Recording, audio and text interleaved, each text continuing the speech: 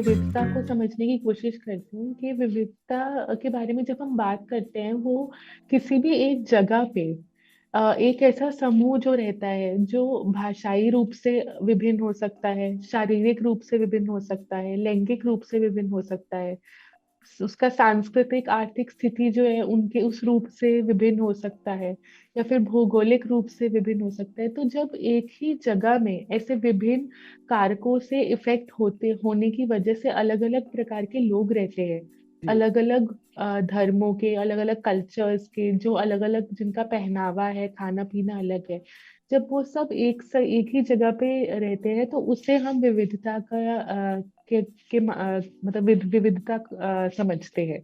ये जो मतलब है इसका यही है। अब जैसे भारत ही है, क्योंकि भारत की इतनी रिच हिस्ट्री रही है, इतने सारे लोग यहाँ पे आकर रहे हैं, वो यहाँ पर आकर या तो व्यापार के लिए आए हैं, या फिर किसी अन्य कारण से आए हैं और यहाँ पर बस गए हैं।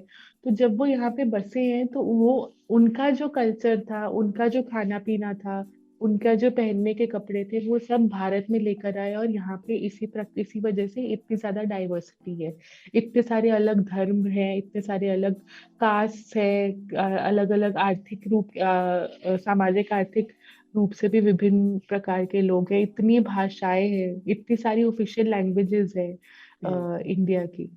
तो इसी को हम डाइवर्सिटी से समझते हैं, कि जब अलग अलग ऐसे लोग एक ही जगह पे रहते हैं, एक ही जगह पे निवास करते हैं, तो उसे हम विविधता समझते हैं। काफी लोगों को हैरानी होगी कि हम 99.9% एक जैसे ही हैं, हमारी जो जी। संरचना है, पर फिर भी हम दो लोगों के खाने पीने और पहनावे में इतना डिफरेंस होता है।